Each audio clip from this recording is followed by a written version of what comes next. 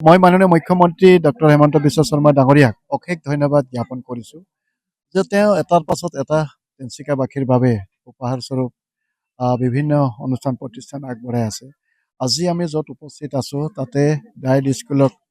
Excellence centre হিচাপে আজি উন্নতি ঘটাই আজি এটা সৰ্বসুন্দৰ প্ৰশিক্ষণ কেন্দ্ৰ ইয়াতে আমি পাবৰ কাৰণে সক্ষম হৈছোঁ। য'ত নেকি আমাৰ বিভিন্ন জিলা পৰ্যায়ৰ যিবিলাক স্কুল কলেজ আছে তাৰে উন্নত মানদণ্ডৰ শিক্ষাৰ কাৰণে ইয়াতে যিহেতু বিভিন্ন ধৰণৰ প্ৰশিক্ষণ প্ৰদান কৰা হয় আৰু বৰ্তমান আধুনিকতাৰ যুগত যি ধৰণৰে শিক্ষানীতি নতুন শিক্ষানীতি আজি অগ্ৰগতি লাভ কৰিছে আৰু সেই অগ্ৰগতিৰ লগত আমাৰ তিনিচুকীয়া জিলা সমানে খোজ মিলাই পেলাই আগবাঢ়িবলৈ হ'লে এনেধৰণৰ নতুন শিক্ষানীতিৰে আমি অগ্ৰসৰ হ'ব লাগিব আৰু তাৰ সম্পূৰ্ণ আধুনিকতাৰ ব্যৱস্থাৰ মাজতে সকলো ইয়াতে প্ৰশিক্ষণ গ্ৰহণ কৰিবৰ কাৰণে সকলোবিলাক সুন্দৰ ব্যৱস্থা থাকিব আৰু য'ত নেকি আমাৰ ভৱিষ্যত প্ৰজন্মক আমাৰ ইয়াৰ পৰা যিসকলে প্ৰশিক্ষণ লৈ পেলাই শিক্ষা প্ৰদান কৰিব তেখেতসকলে সেইসকল ছাত্ৰ ছাত্ৰীক আধুনিক পদ্ধতিৰে কিদৰে গুণগত শিক্ষাৰ কাৰণে তেওঁলোকে নিজকে প্ৰস্তুত কৰিব উক্ত প্ৰশিক্ষণবিলাক তেওঁলোকে প্ৰদান কৰিব। গতিকে ই এটা সৰ্বসুন্দৰ চেণ্টাৰ হিচাপে পৰিগণিত হ'ব অসমৰ ভিতৰতে, তাকে কামনা কৰিছোঁ আৰু মই অধ্যক্ষাৰ লগতে অন্যান্য প্ৰবক্তাসকলক অশেষ ধন্যবাদ জ্ঞাপন কৰিছোঁ যে এই মানে চেণ্টাৰটো পাবলৈ হ'লে তেওঁলোকে বিভিন্ন ধৰণৰ প্ৰক্ৰিয়াৰ মাজত পাৰ হ'ব লাগে আৰু যিবিলাক প্ৰক্ৰিয়া তেওঁলোকে সফলতাৰে পালন কৰাৰ কাৰণে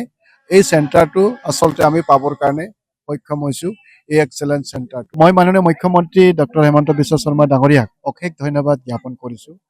যে তেওঁ এটাৰ পাছত এটা তিনিচুকীয়াবাসীৰ বাবে উপহাৰস্বৰূপ বিভিন্ন অনুষ্ঠান প্ৰতিষ্ঠান আগবঢ়াই আছে।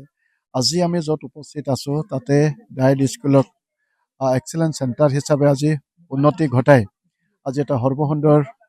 প্ৰশিক্ষণ কেন্দ্ৰ ইয়াতে আমি পাবৰ কাৰণে সক্ষম হৈছোঁ। য'ত নেকি আমাৰ বিভিন্ন জিলা পৰ্যায়ৰ যিবিলাক স্কুল কলেজ আছে তাৰে উন্নত মানদণ্ডৰ শিক্ষাৰ কাৰণে ইয়াতে যিহেতু বিভিন্ন ধৰণৰ প্ৰশিক্ষণ প্ৰদান কৰা হয় আৰু বৰ্তমান আধুনিকতাৰ যুগত যি ধৰণৰে শিক্ষানীতি নতুন শিক্ষানীতি আজি অগ্ৰগতি লাভ কৰিছে আৰু সেই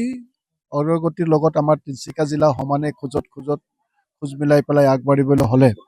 এনেধৰণৰ নতুন শিক্ষানীতিৰে আমি অগ্ৰসৰ হ'ব লাগিব আৰু তাৰ সম্পূৰ্ণ আধুনিকতাৰ ব্যৱস্থাৰ মাজতে